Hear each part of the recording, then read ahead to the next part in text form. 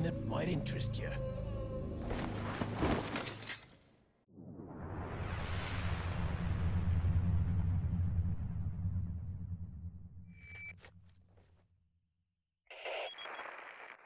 Leon, I've been able to get some new info that might help you.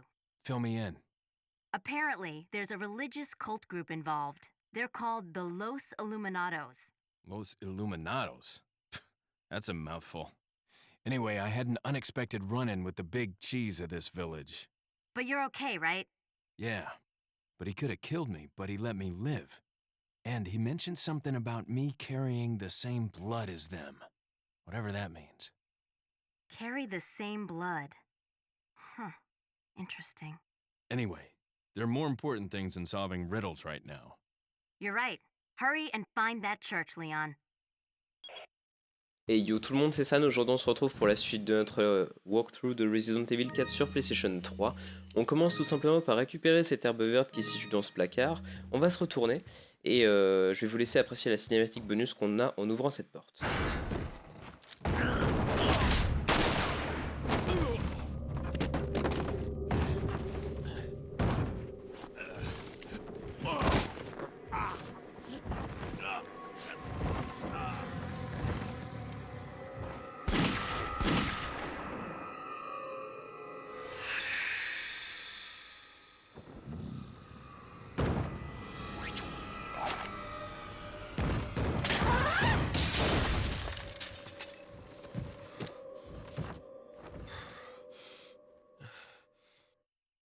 Ce ne sera que la troisième fois qu'on se fait mater par le chef du village.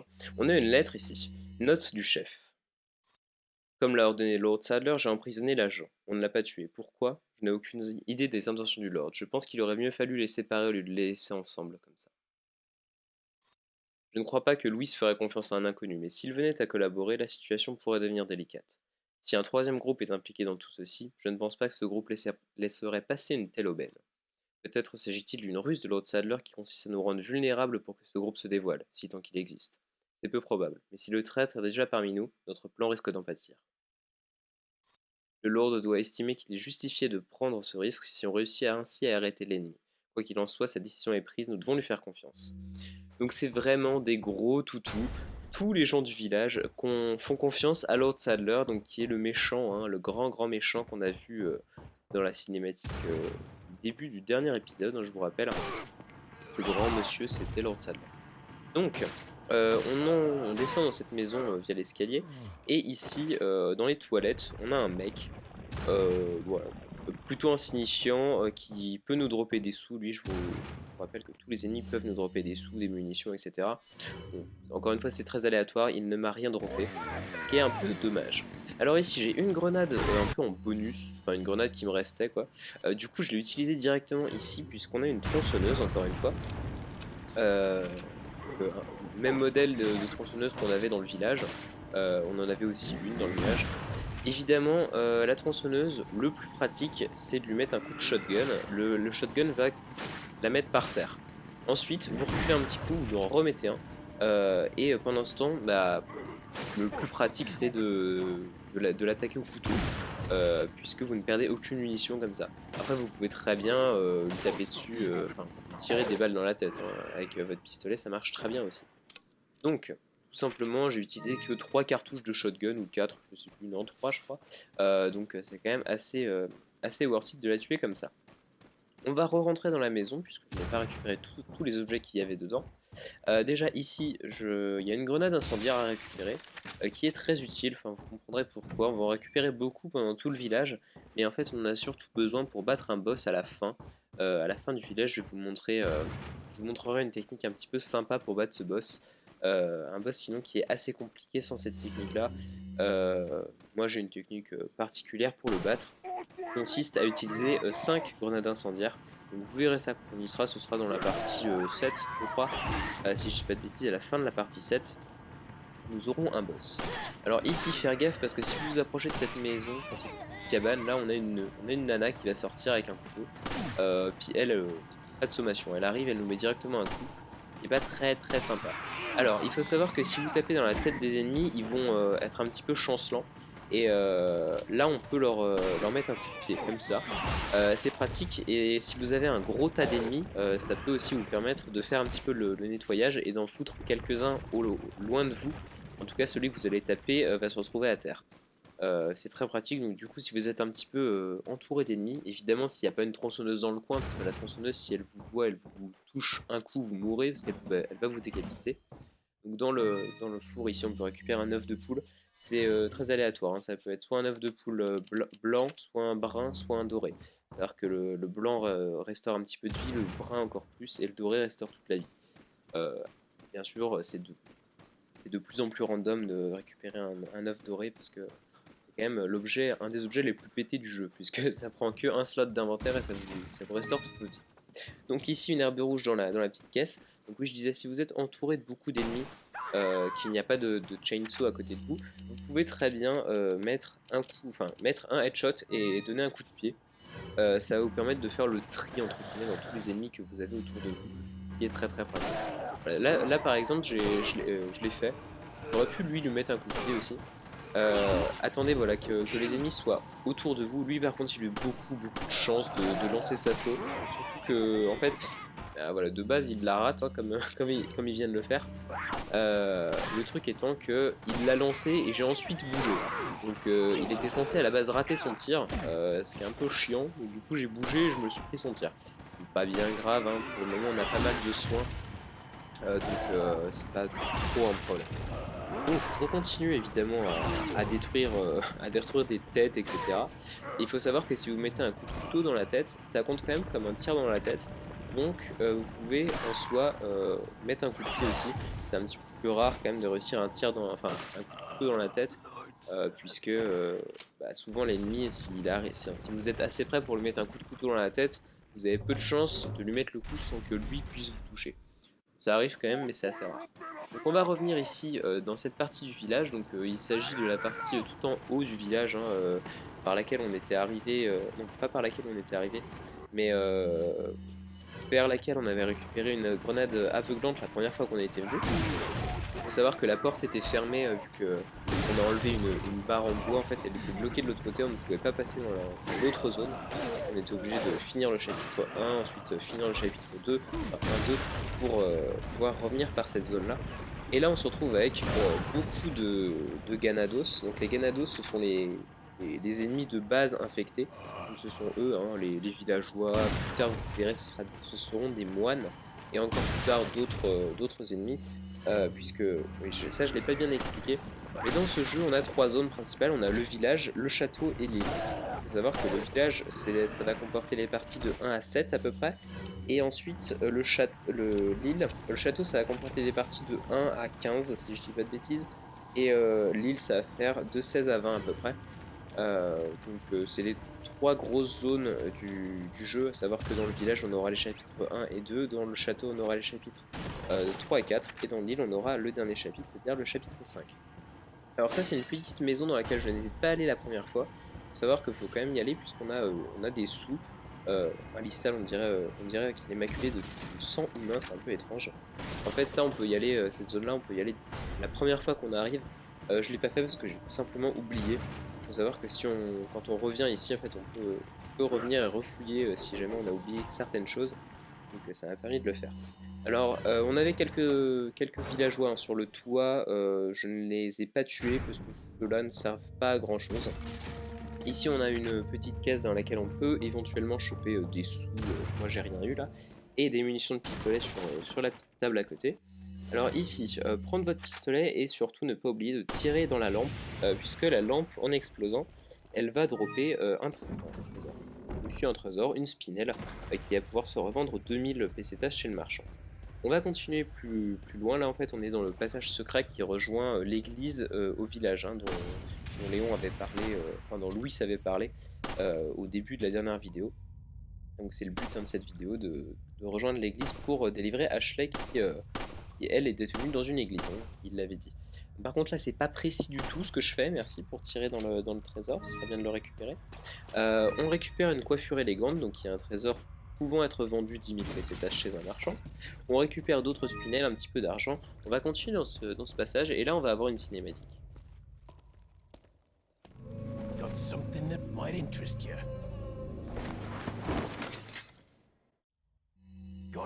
Donc on retrouve notre marchand et il nous fait alors mais étranger, comment ça a marché avec les médaillons bleus? Rappelle-toi qu'il faut 10 médaillons bleus pour que je t'offre un cadeau. Donc c'est chez lui que vont servir ces fameux médaillons bleus dont on avait eu vent dans le premier chapitre. En fait si on détruit 10 médaillons bleus, on va tout simplement pouvoir obtenir un nouveau pistolet qui va être gratuit tout simplement. Alors là, je vais vendre un petit peu, je vais vendre mon poisson pour me faire un petit peu de place dans mon inventaire puisque je vais être amené à récupérer pas mal d'objets là, entre autres des grenades et ce genre de choses. Et du coup, mon gros poisson qui me prenait beaucoup de place dans mon inventaire, bah là, n'allait pas me servir à grand chose. Du coup, j'ai préféré le vendre. Il m'a rapporté 2300, ce qui est quand même, bon, c'est pas énorme, mais bon, c'est toujours bien d'avoir 2300 pesetas en plus. Donc là, une petite cinématique que j'ai skippée qui nous montrait, ouais mon dieu, on arrive dans un cimetière et juste en haut il y a l'église. Donc l'église dans laquelle est retenu Ashley, je vous rappelle.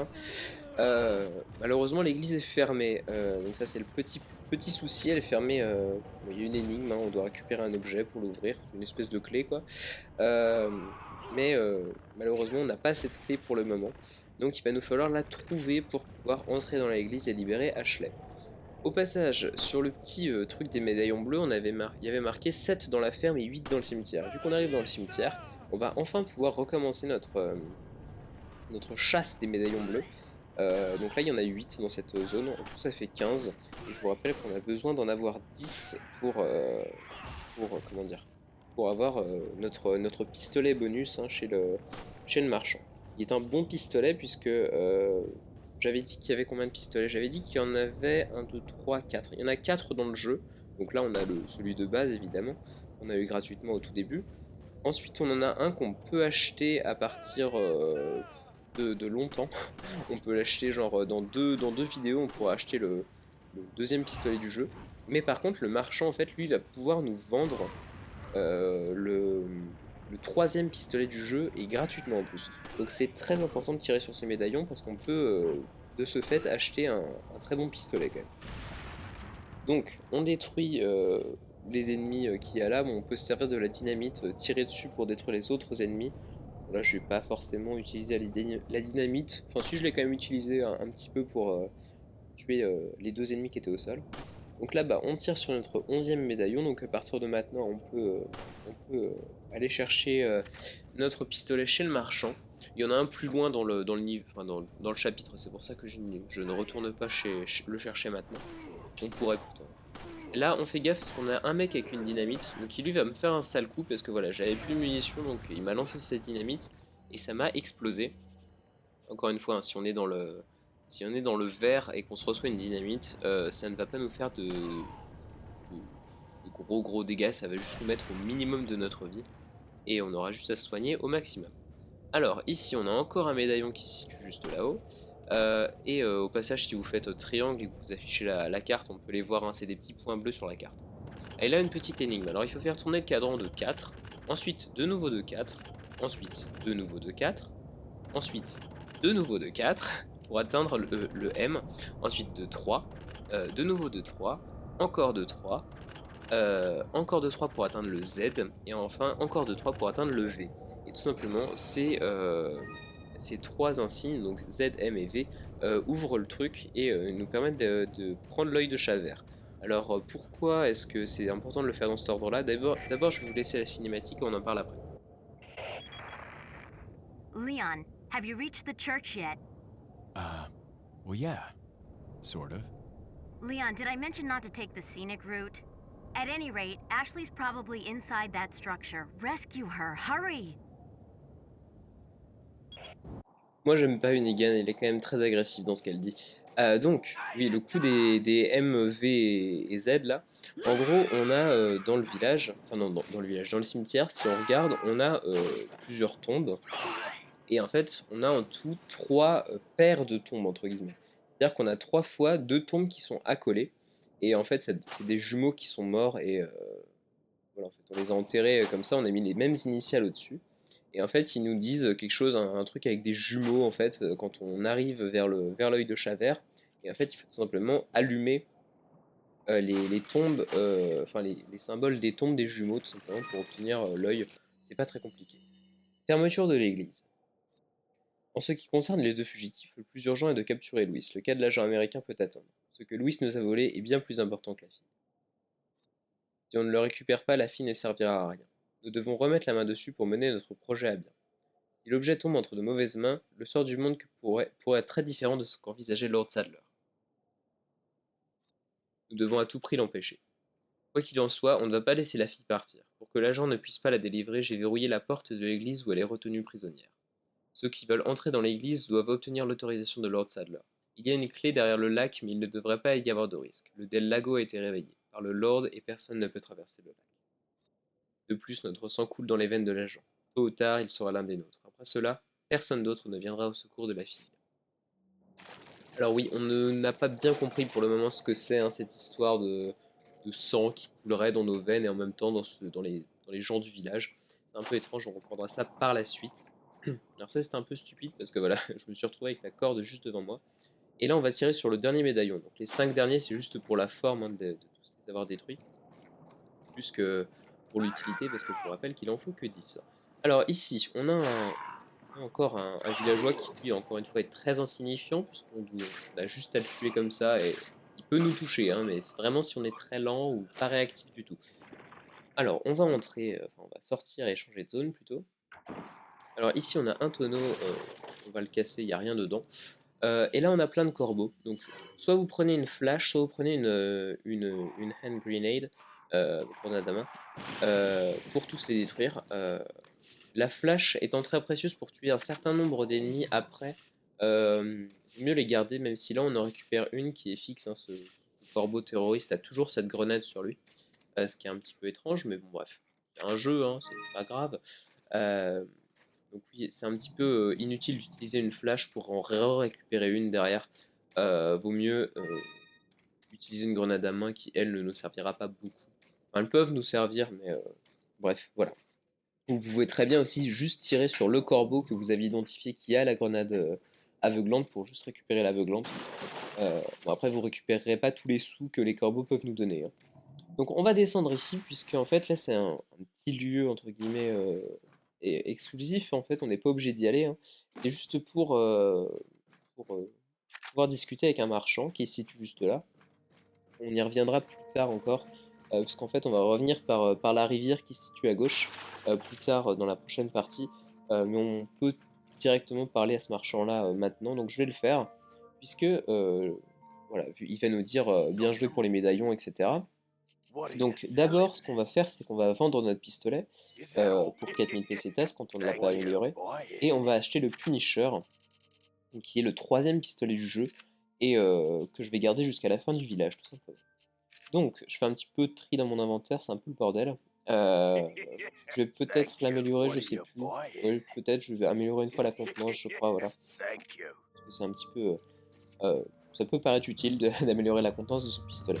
Alors ici, un tonneau, encore une fois, il n'y a rien dedans. Les tonneaux me trollent beaucoup, hein. Je casse beaucoup de tonneaux et de caisses, il n'y a absolument rien dedans. C'est pas bien grave, c'est encore une fois la RNG du jeu. La RNG c'est l'aléatoire dans un jeu, hein, pour ceux qui ne savent pas. Bon, après, ce jeu est composé beaucoup d'aléatoires, donc évidemment, il se peut qu'on ait des gros trolls, comme ça on casse des tonneaux, il n'y a rien dedans.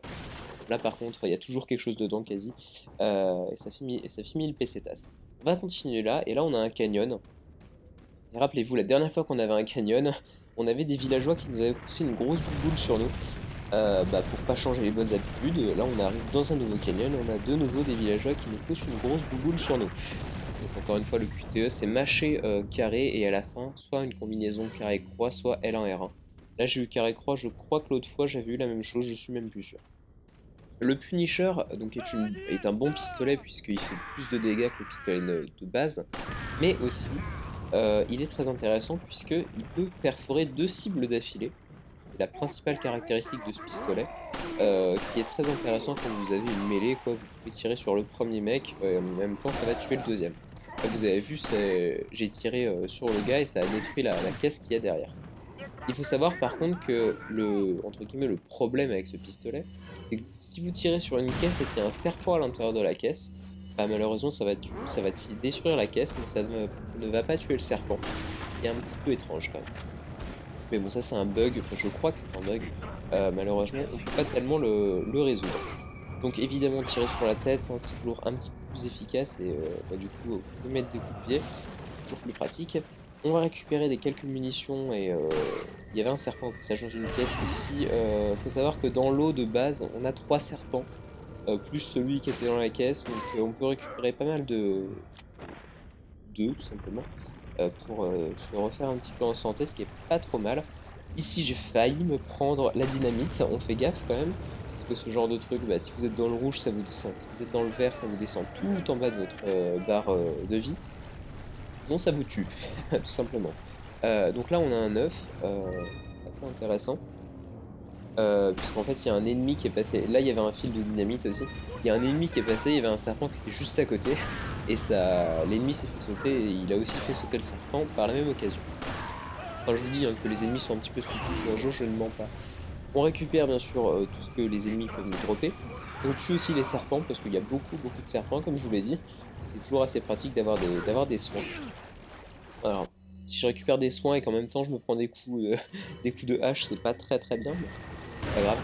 Donc on fait le métage, fusil à pompe évidemment quand vous avez un peu trop d'ennemis sur vous. Le fusil à pompe à longue distance c'est pas du tout une bonne solution. Pas grave, toujours marrant. On fait gaffe ici, celui-là peut nous choper. Encore une fois un safe spot ici c'est de se mettre tout au bout de cette zone et de tirer sur les gars. Si vous avez une munition de pistolet en rab, c'est toujours très cool puisque s'ils sont deux, l'un après l'autre, et bah vous pouvez tout simplement voilà, en tuer deux en une seule balle comme je viens de faire. Wow, magnifique, je me souvenais même plus que j'avais réussi à arrêter cette faux d'un coup de pistolet. On fait gaffe évidemment à ceux qui chargent comme ça pour venir nous choper, puisque bah, ils sont pas très agréables quand même. Bizarrement, ouais, lui, ouais, j'ai cru qu'il m'avait pas chopé, mais si quand même, il a bugué contre son pote qui était en train de se relever. Ils sont pas foutus d'attaquer à peu près en bande organisée, hein, les ennemis. Ils sont obligés d'attaquer un petit peu décousu. Voilà, il y en a un qui arrive à gauche, qui fonce à droite, enfin, c'est un peu le bordel. Encore une fois, si vous avez un fusil à pompe ou une grenade, ça peut toujours faire le taf. Tirer au milieu avec le fusil à pompe, ça fait toujours de l'effet. Ça permet, même si ça les tue pas forcément, ça permet au moins de les dégager, de les sonner un petit peu, comme ça vous laisse un petit peu plus de temps pour vous remettre de votre attaque. Et au passage, si vous tirez sur une faux et que le mec est derrière aussi, ça va de 1 à arrêter la faux, et de 2 toucher le gars, donc c'est un petit peu pratique ça. Ce genre de truc est toujours bon à savoir. Voilà. Par exemple, si vous tirez sur un mec qui est devant un fil de dynamite, et ben si vous tirez sur le gars, bah, ça va aussi détruire la dynamite, qui est très pratique. Donc on va sortir. Évidemment, il y a plein de vagues d'ennemis qui s'amènent parce que faut pas déconner quand même. Je sais pas s'il en reste encore beaucoup. Je suis en train de regarder sur la timeline et je crois que c'était la fin. Je crois qu'il y en a plus, donc tant mieux. On va pouvoir maintenant fouiller un petit peu cette zone parce que c'est un marais où il y a des serpents et tout, mais il y a aussi des objets à récupérer, ce qui est un petit peu utile quand même. On a une grenade incendiaire ici. Ah oui, je me disais aussi qu'il n'y avait pas beaucoup d'ennemis. Voilà le restant de la colère de Dieu qui arrive. Encore une fois, ce pistolet, je l'aime bien parce que dès qu'on a deux ennemis l'un après l'autre, c'est assez pratique. Au passage, si vous améliorez ce pistolet là au max, vous pourrez obtenir une capacité supplémentaire, c'est-à-dire s'il est amélioré au max, il peut perforer jusqu'à 5 ennemis d'affilée, ce qui est un petit peu pratique quand même, on va le dire. Quand vous avez vraiment un gros tas d'ennemis, vous pouvez stun beaucoup d'ennemis en une seule balle. Alors ici, c'est par là qu'on a un arbre qui porte un trésor. Il y a un trésor caché dans un nid tout simplement. Donc c'est pas l'arbre qui est à gauche, en fait c'est l'arbre qui est derrière moi. À droite il y a un nid planqué tout en haut, voilà. On va le détruire et dedans on a un trésor qui est tombé. Ce trésor c'est la pipe ancienne, donc une belle pipe décorée qui peut se vendre pareil 10 000 pesetas chez un marchand. Bien sûr je ne ferai aucun jeu de mots sur le mot pipe, hein. Ceux qui le font en commentaire, vraiment vous avez que ça à faire. Juste vous avez vraiment que ça à faire. C'est une pipe décorée quoi, c'est pas autre chose. Ne pensez pas à d'autres choses, les gens, merci. On va sortir de cette zone puisque là on a récupéré tous les objets qu'il y avait dedans. Et on arrive dans la dernière zone du niveau avec, avec bientôt un boss, hein, le Del Lago, hein, comme on a pu le voir sur le papier. On va continuer par là parce qu'on a d'abord une petite cinématique que je vais vous laisser.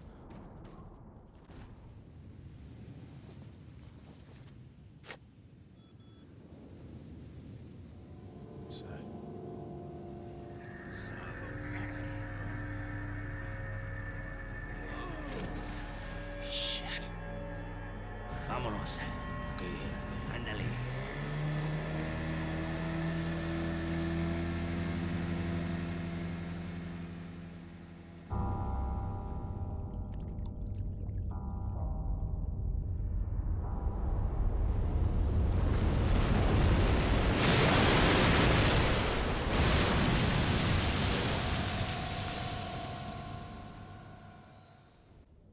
Donc voilà ce qui arrive aux, aux policiers. Donc il y en a un qui s'est fait brûler, l'autre qui vient de se faire bouffer par une espèce de lézard géant qui habite dans un lac.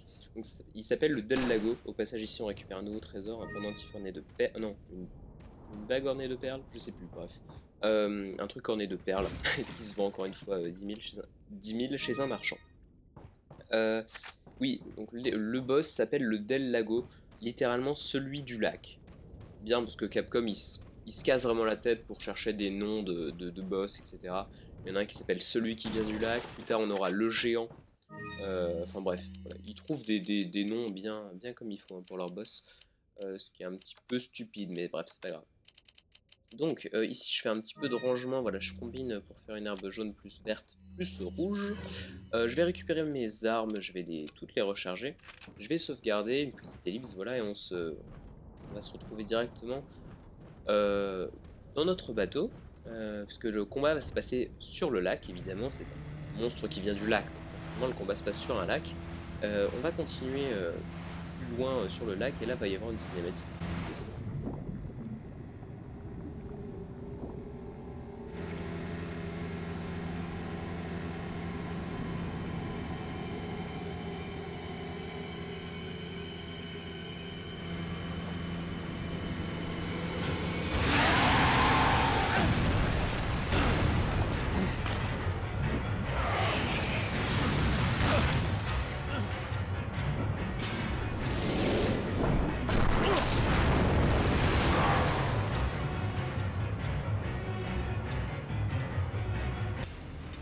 Et nous sommes partis pour le combat le plus aléatoire de tout le jeu. Il faut savoir que ce boss, c'est le boss le plus aléatoire de tout le jeu. C'est le premier boss du jeu. Donc, pourquoi est-ce qu'il est aléatoire? Parce qu'en fait, il peut nous faire plein de types d'attaques différentes. Et il a beaucoup de comportements différents. C'est-à-dire qu'il peut plonger, il peut plonger à moitié. Donc là, il plonge à moitié. Voilà, il plonge, il est juste sous la surface, mais c'est tout. Il peut voilà, se retourner, et il peut plonger totalement comme ça, donc là il est totalement caché, entre guillemets, et on doit en fait attendre qu'il arrive, donc c'est très bien, on perd du temps. On a limite le temps de se faire un thé, c'est le temps qu'il revienne et tout. Et le but en fait c'est de lui mettre un certain nombre de harpons dans la tête.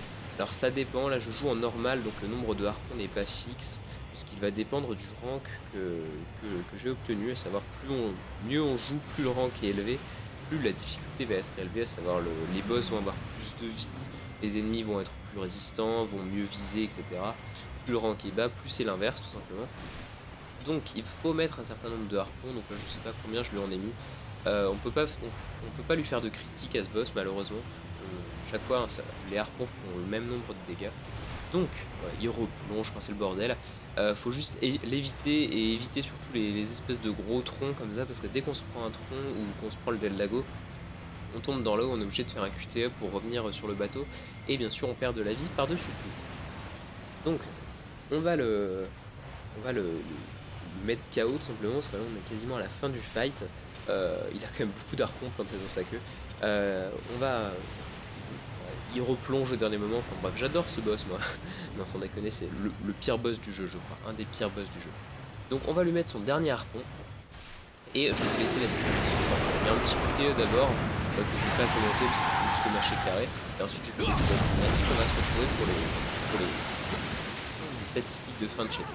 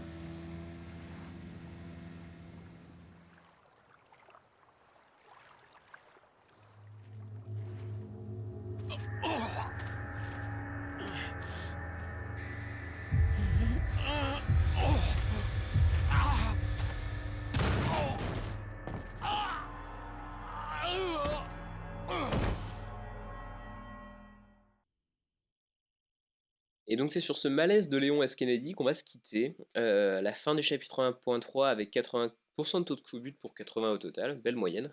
51,5 tués pour 135 au total.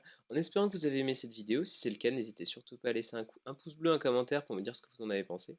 À vous abonner à la chaîne si ce n'est pas déjà fait, à suivre sur tous les autres réseaux sociaux, ça peut être très cool. La semaine prochaine, on s'attaquera au chapitre 2.1 avec encore un nouveau boss. Puis voilà, une horde d'ennemis, une créature géante qui fait 6 mètres, enfin bref, c'est assez sympa, vous allez voir. Tout ça, ce sera la semaine prochaine dans la 4e vidéo de Resident Evil 4. Allez, ciao tout le monde!